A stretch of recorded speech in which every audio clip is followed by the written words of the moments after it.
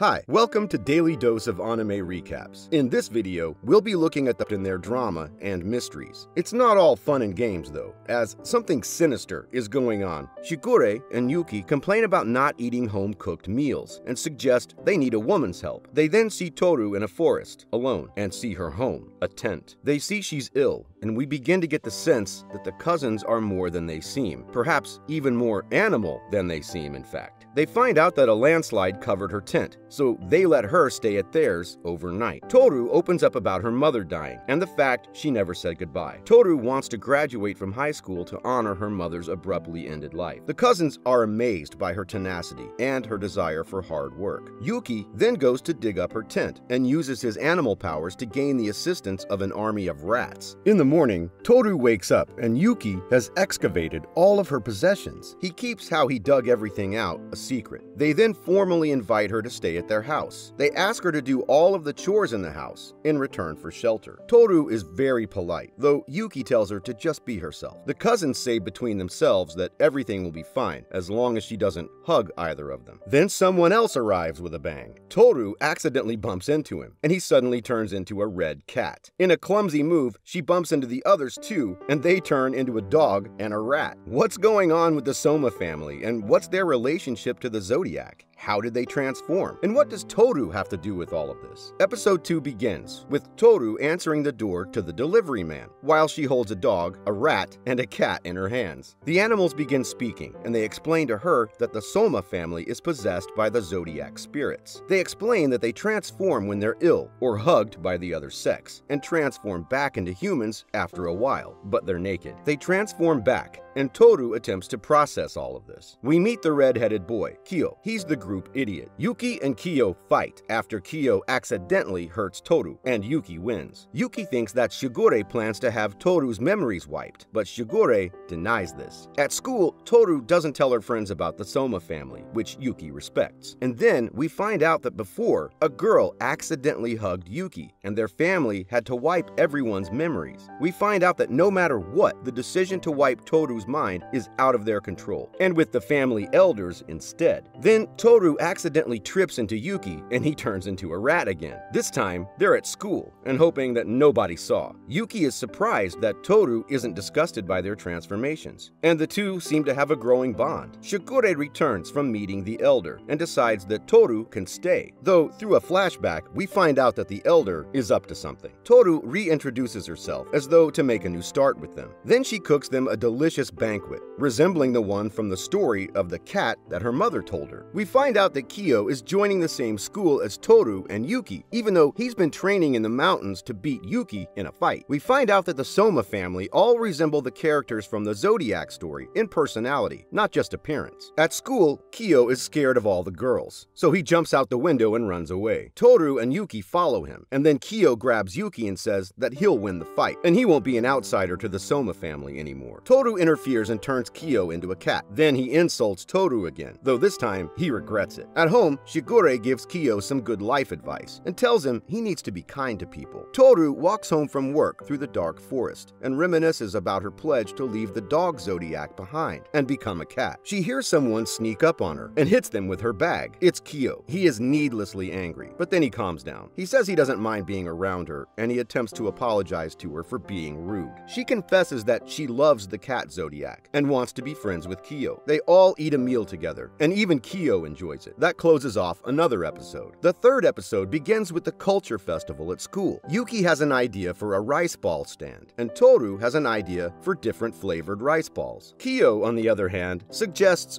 battle rice balls with only one rule: no killing. Yuki suggests mixing in duds, and then suddenly some cats appear on Kyo's head. His secret is close to being exposed before he runs away. Toru joins Kyo on the school rooftop, and Toru reveals she's worried about Kyo. It seems that Kyo is jealous of Yuki's social status and traces this back to his childhood. Kyo wants to be just like Yuki, but he can't because of his Zodiac. The show theme of nature versus nurture begins to unravel, and we now understand Kyo's pain a lot better. Back in class, Uo challenges Kyo to a fight, and Yuki is approached by a girl who asks him out. Before she can hug him, he intervenes. In class, Uo and Kyo are battling at a game of cards, and Kyo loses. Meanwhile, Yuki approaches the room before backing out, realizing that he's doomed to an existence of being alone due to his powers. Yuki and Kyo have another argument, and Toru realizes that if Kyo wins a fight against Yuki, he can join the Somas and complete the Zodiac. Yuki swiftly knocks out Kyo, and we find out that Yuki is in a really bad mood. After work, Toru meets a foreign child who kisses her on the cheek. Outside work, Toru is met by Yuki, who says it's dangerous for girls to walk home alone at night. A stranger walks by and accidentally knocks Toru into Yuki, and he transforms. They walk home together as rat and human, and talk about why Yuki is so depressed and distanced from people. We find out that Yuki is even jealous of Kyo for how he can interact with people and make friends. Yuki wishes he wasn't part of the Zodiac, while Kyo does. It's this paradox that has caused conflict between the two. A storm begins, and Yuki transforms back into a naked human. They arrive home, and Yuki storms off outside into the forest. Toru follows him, and he holds her hand to the vegetable garden outside. We find out it's his secret base. She helps him cover it so it isn't ruined in the typhoon. Toru reminisces about her mother again, and explains why she thinks she's so kind. Toru describes Yuki's kindness like a candle. It lights up people's faces with warmth. As they both struggle to protect the vegetable patch, Yuki is impressed by Toru's warmth and determination for goodness, which Toru's mother says will help people. Yuki is also determined to try the card game next time and wants to try to get to know people better. In the morning, Kyo wakes up and Toru has begun experimenting with rice balls for the festival. Kyo tries it and it's horrible. Kyo apparently hates chives. He makes his own and Toru finds out he's great at shaping rice balls. Toru comes up with an analogy that people are rice balls and they can't see the great plums on their back. Kyo then says that Toru also has a plum on her back, only it's very small. Yuki then wakes up and forces Kyo to eat a chive rice ball to teach him a lesson. Toru then dreams about Kyo and Yuki having a good relationship between them. Suddenly, a stranger rings the doorbell and a mysterious girl appears and hides behind a tree, looking out for Kyo. That ends episode 3, and 2 new strange characters are introduced. Who is the child who kissed Toru? And who is the girl looking for Kyo? In episode 4, Toru answers the door and speaks with the strange girl. The cute girl, Kagura Soma, rushes into the house and demands Kyo tell her where he's been. She missed him, and then proceeds to punch him in the jaw. She beats him up and destroys the house in the process, and Shigure